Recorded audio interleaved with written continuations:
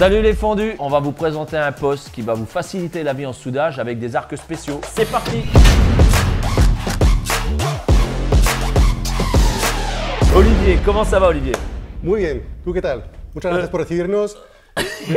Gallagher, on est fabricant de postes. Depuis longtemps. Depuis un petit moment, depuis 1945. Alors 1945, on ne fait pas encore des postes, mais bref, la marque existe depuis 1945, c'est une boîte familiale. Donc on en est actuellement la 4e génération. Donc depuis 1945, ça a toujours appartenu à la même famille. Et on a toujours donc fabriqué notre matériel en Espagne. Et vous fabriquez aussi pour les autres?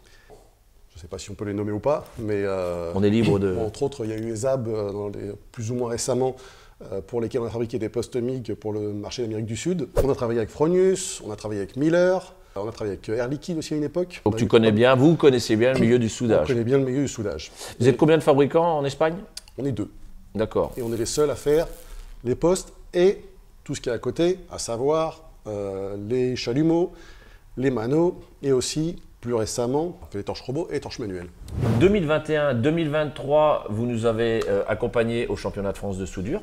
Maintenant, qui s'appelle les meilleurs soudeurs de France, en 2025, j'imagine que vous êtes là?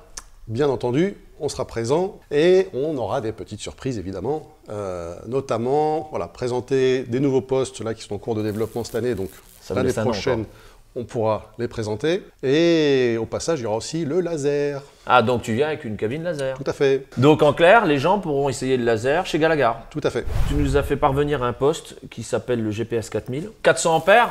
C'est ça. Refroidissement liquide? Oui. La chose intéressante qu'on va essayer de voir aujourd'hui, ce sont les arcs spéciaux. Alors il y en a toute une ribambelle, on ne va pas tous les voir parce qu'on va y passer la semaine, mais il y a notamment l'arc speed de vitesse, le route arc pour les passes racines, le speed up pour les montantes, des petits trucs comme ça qu'on va regarder, qui est plutôt sympa et qui facilite pas mal la vie des soudeurs. Est-ce que tu as dans le catalogue Gallagher des postes plus importants en termes d'ampérage? Alors, toujours dans la gamme GPS, alors on commence avec une GPS monophasée, 200 ampères, pulsée, double pulsée. Double pulsée en monophasé? Pas beaucoup de monde qui fait ça. Ouais, c'est vrai. C'est pas mal ça. Après, on a donc la petite sœur de celle-ci qui est la GPS 3000, 300 ampères, la 400 ampères compacte. Après, il y a 400 ampères d'évideurs séparés et la 500 ampères d'évideurs séparés. Donc du coup, je pense qu'on va faire plusieurs tests sur des aciers et on va essayer aussi des inox avec 3 régimes spéciaux. Donc le speed arc, le speed up et le route arc. Tout à fait.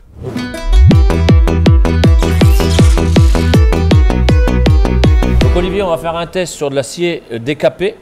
3 mm longueur, 200 mm, sans s'arrêter, on va le faire en courant traditionnel, pour circuit limite globulaire. Et on va faire la même chose avec le speed arc. C'est ça. Et on va comparer ce qu'on gagne en temps.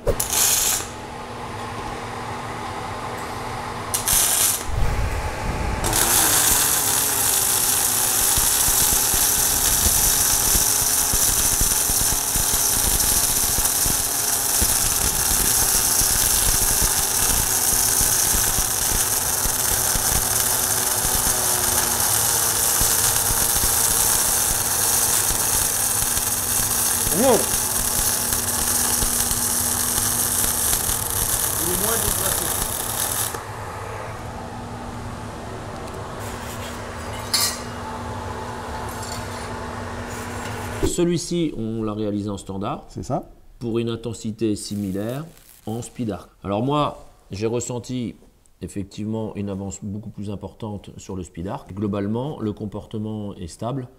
Et en plus, ce qu'on a vu, c'est au niveau de la ZAT. La ZAT. Attention. Va pas te brûler. Ouais. On constate que la ZAT sur le courant traditionnel est plus large que sur le speed arc. D'accord? Même s'il y a une zone bleutée, c'est juste parce qu'on n'est pas symétrique sur la tôle. Donc plus rapide et donc moins de ZAT, donc moins de déformation. Et pas de graton, pas de projection. Donc à mon avis, on peut aussi exclure l'opération de parachèvement. Donc double gain de temps. Exactement. «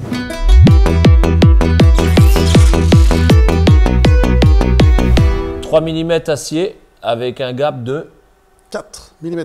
Donc en clair, on va faire une descendante avec 2 pièces espacées de 4 mm sans osciller. C'est ça. C'est important. C'est l'intérêt du truc. Alors là, dans l'extrême, 4 mm c'est beaucoup. Mais quand on n'arrive pas à préparer correctement des pièces qui ne sont pas ajustées correctement, bah, ça permet de pouvoir compenser. Et ça permet aussi de faire des passes racines. Tout à fait.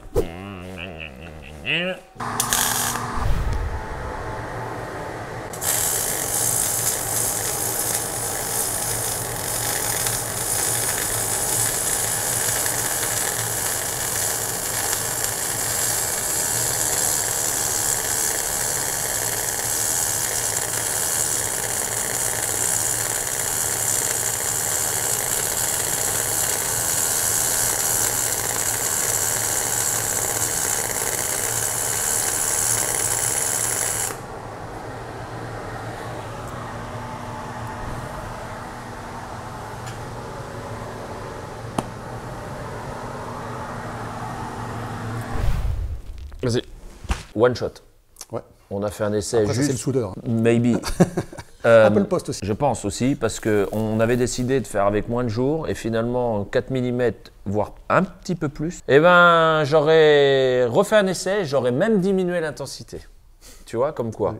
Parce qu'à un moment, la gravité me faisait emporter, alors il fallait à la fois regarder où tu étais, où tu allais, et surveiller ton bain. Bon, nickel, franchement, je valide à 100%. Qu'est-ce qu'on fait maintenant? Eh ben, on a fait la descendante avec le route-arc. Maintenant, on va faire la montante avec le speed-up. En mode inox par contre. Ah bah oui, on va changer un peu. Je peux pas te dire à quoi tu ressembles, mais Et je t'ai fait honneur. pas obligé. Bien sûr, je vais avoir l'air con le temps de l'explication, mais j'assume complètement. Si c'était que ton explication. Et PAH! C'est quoi le speed-up? Alors le speed-up, c'est un arc spécial qui permet de faire des montantes sans avoir à osciller. Donc en gros, ça facilite l'opération de soudage en montante. Donc les gens qui n'ont pas trop l'habitude de faire des petits sapins, tout ça, qui galèrent un peu, comme par exemple moi, ça permet de faire des soudures montantes qui sont correctes sans avoir la technique. C'est le poste qui fait le boulot. Pas mal. Comme ça élargit pas ta passe, tu as moins de déformation. Et donc forcément, tu as moins de ZAT et tu as probablement moins de parachèvement et de passivation si derrière il y a besoin d'en faire. Et tu vas un petit peu plus vite parce que du coup, vu que tu vas tout droit, eh ben, tu vas forcément plus vite quand tu vas tout droit que quand tu fais des zigzags ou des petits sapins. Efficience, mon vieux, efficience. Je voulais dire efficience en espagnol, mais... Efficiencia. Efficiencia. Par contre, on a plus de 3 mm. Cédric, il a rien branlé, il n'a pas coupé la tôle, donc il a fallu qu'on fasse avec ce qu'on a. Et du coup, on a la tôle de 2. Donc on va le faire sur la tôle de 2. Et je dirais que le challenge, il est encore plus difficile parce que comme ça traverse vite, one shot, je le fais, hein, on est d'accord? Ouais, c'est mieux. Ouais, quand Bon, même. ok.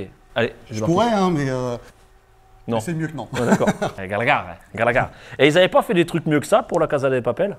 Et si, pour la Casa de Papel, la Casa de Papel, il y avait ça. D'accord. Mais il n'y avait pas ça en dessous. On dit, ouais, c'est un truc. On laissera ça à Christophe Lagarde.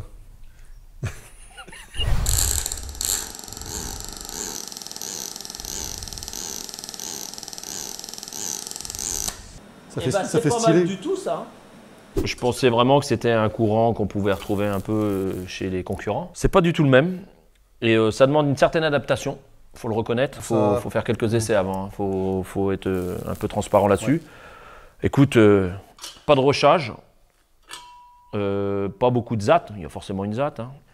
Mais enfin, moi, je suis convaincu. Ça va, à mon avis, faciliter plus d'un soudeur sur une PF, tu vois. C'est vrai que ça évite. Ah, c'est le but de cet arc. Pour avoir un aspect coloré, comme ça, j'ai remonté de 2-3 litres supplémentaires. On a dépassé les 20 litres minutes. Ça aussi, c'est important de le préciser. Bon, écoute, Olivier, tu remercieras grandement la Maison Galagar pour ta venue. Merci à toi, merci à toute l'équipe System Weld pour l'accueil chaleureux. Et on vous dit à bientôt pour une nouvelle vidéo. Ciao!